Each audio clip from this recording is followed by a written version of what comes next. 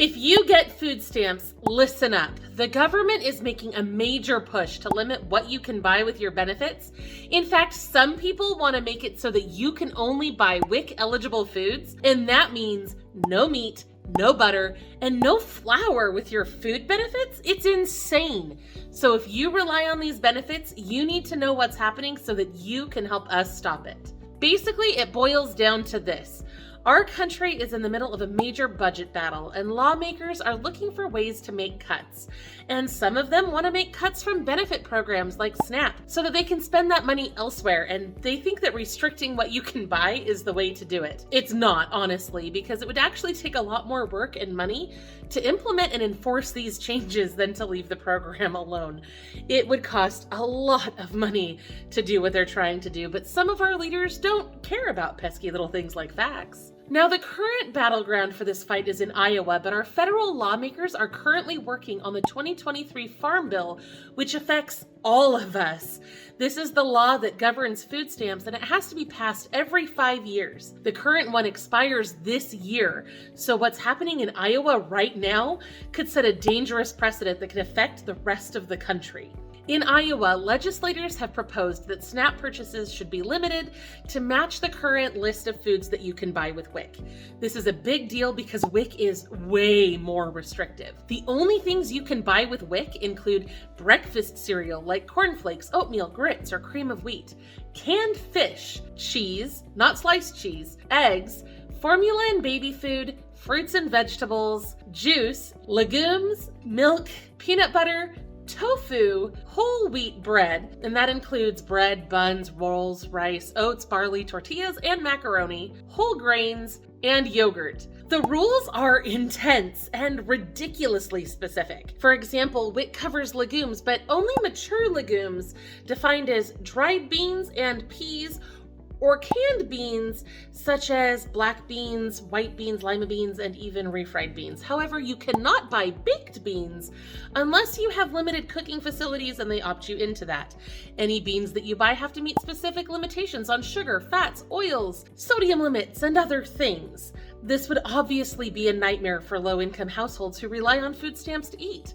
According to the Center for Budget and Policy Priorities, about 1 in 3 SNAP households includes a senior or a person with a disability, and these people may not be able to safely prepare meals on their own. So forcing them to follow WIC guidelines would be downright dangerous. Even healthcare advocates have spoken out against this change.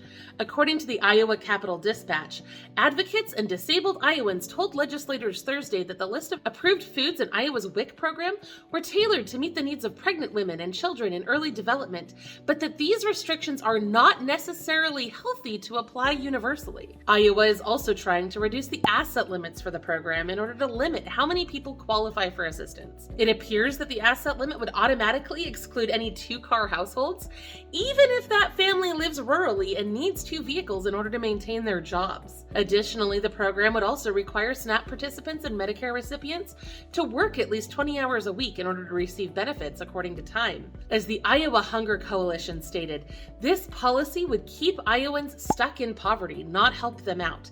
It's honestly a legal disaster. At this point, it's also worth pointing out that this really isn't about the money for Iowa.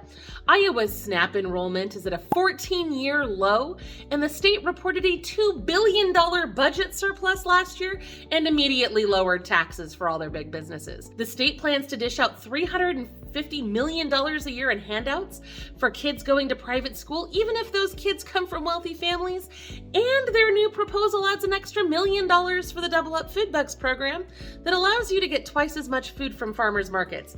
Given how much it will cost the government to implement these changes and how much extra money the state already has, it sure looks like lawmakers are just picking on low-income families, in my opinion. Now, thankfully, this isn't playing out very well in Iowa. After pushback, lawmakers have promised to remove these restrictions and just restrict SNAP from being used for candy or soda pop instead, although I've seen no indication that that change has actually been made.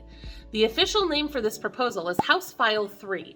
A subcommittee voted 2-1 to pass it, so now it's waiting for a committee vote. There's a lot of procedural stuff that has to happen before House File 3 could become a state law, and even if it does magically pass all those hurdles, the Iowa state government can only ask the USDA to authorize a waiver to make these changes. Ultimately, it's the federal USDA that would have to decide whether or not Iowa can do this. Now, Iowa is certainly not the first state to try this. Minnesota tried to stop people from buying junk food with SNAP in 2004. Maine tried to block candy and soda from the SNAP program in 2015. New York City requested a similar waiver in 2011. Now, when Maine submitted their most recent request in 2017, the USDA didn't deny it right off the bat.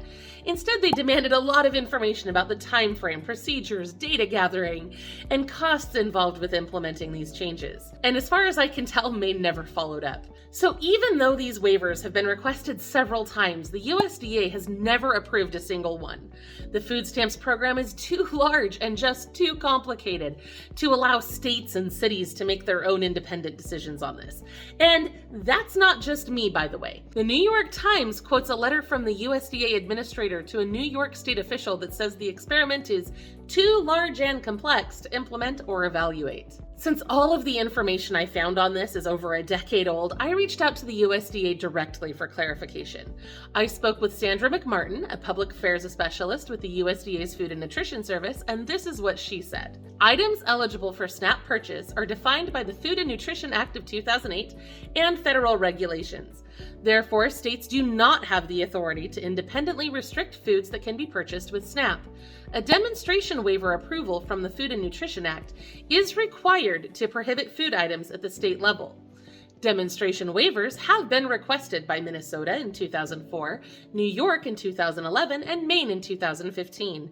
Minnesota's request was to prohibit using SNAP benefits to purchase candy and soft drinks taxed under state law. New York's request was to prohibit using SNAP benefits to purchase soda and other sugary drinks. Maine's request was to prohibit using SNAP benefits to purchase candy and soda. To date, no such demonstration waiver request has been approved by the Food and Nutrition Service. Now, I assume that one of the reasons that the USDA has never authorized anything like this is because it's crazy complicated. After all, food stamps is a nationwide program and you can use your EBT card in other states. So if Iowa were to restrict their residents to only being able to buy what you can get on WIC, what happens when somebody from a neighboring state like Illinois or Missouri comes to shop in Iowa? Do they have that restriction too? Or can they use their food stamps normally because they're not subject to that law? And what if an Iowa resident goes across the border into Illinois or Missouri? Can they buy regular food even though their state has restrictions? How would it work? It's not my problem to figure it out, but that's a question I brought to the USDA because I was really confused about how a state-specific waiver would even work with this program because there are so many people that live on the borders of other states. As Sandra at the USDA said, a state's demonstration waiver request to FNS would need to include the state's plan for administering the demonstration when cross-border shoppers visit the state. Now, I'm really glad I'm not in charge of figuring that out because it sounds like it would be a nightmare, and I bet you that's why most states don't respond to those requests for more information because it sounds kind of impossible to me. Even though it's not likely that Iowa's attempt to restrict food stamps is going to work, it's still important to understand what's going on and why, because the federal government is still looking at that 2023 Farm Bill and they have to pass something by September. It's not great timing because the government is currently locked in a stalemate over the debt ceiling, and about 80% of the Farm Bill's spending is used for nutrition programs like food stamps, USDA commodities, and the Senior Farmers Market Nutrition Program.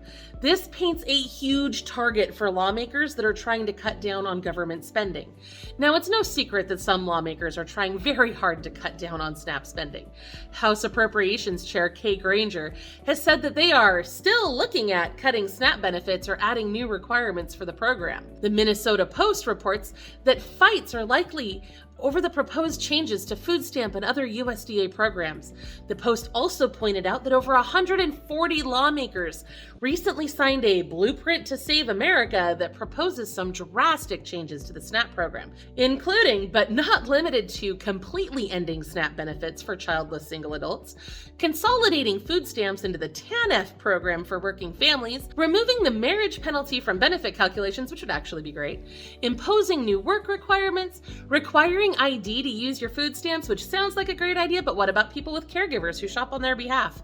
Restricting how many replacement cards you can get in a single year, which sounds like a bad idea when EBT scams are on the rise, and prohibiting you from using SNAP outside of the state you live in, which I guess would solve Iowa's problem, and requiring all people who receive SNAP to agree to home visits? That last one really worries me because a lot of people, including social workers, confuse poverty and neglect. Poverty is not neglect, and most low-income families need support, not CPS intervention. Requiring people who receive help with food to endure home visits from government personnel is really bizarre and kind of scary. Now, the good news is that there are major lobbying groups fighting to protect our food benefits. The National Grocers Association is pushing lawmakers to resist restricting SNAP choices and to make the online SNAP purchasing pilot permanent. I'm not sure if you knew that, but the ability to use SNAP online is actually temporary unless they pass a permanent law. Now, I have to say, NGA Vice President Stephanie Johnson made some great points. She said that to restrict SNAP purchases, the government would need to categorize more than 600,000 products and thousands more every year to create and maintain a food code to determine what foods could be purchased with SNAP. Grocery store cashiers would become the food police, telling parents what they can and cannot feed their families. She also pointed out that restricting SNAP purchases could cause unnecessary hunger when we experience supply chain shortages and other emergencies because the eligible foods just might not be available. Now, because the Farm Bill still has not been finalized, you can help us take action to fight these changes. Go to congress.gov, use the Find the Members tool to find your elected legislatures. Search your address, and the tool will give you the names of your representatives and congressmen. Use the blue contact link underneath their name to send them a message, or you can call them at the number listed there if you prefer. Now, when you reach out, you need to be able to tell them why they shouldn't mess with your food benefits. If you need a suggestion about what to say, I have a proposed letter to Congress available at lowincomerelief.com/letter that you can copy. Please remember, I am not a lawyer or a social worker or a credentialed person of any kind. I'm just a journalist and a researcher who spent over a decade digging into food stamps and other low-income topics. However, you're welcome to use my template or my talking points if it makes your job easier. The more of us that reach out, the more likely we are to affect positive change. And if you don't think your voice matters, it does. You add your voice to the other 100,000 people who subscribe to this channel, and we can make change. So again, please go to congress.gov, find your congressman, send them a message, use my template and talking points if you need to, but make your voice heard. In doing so, you may protect your benefits and the benefits of millions of other Americans along the way. Thank you, friends.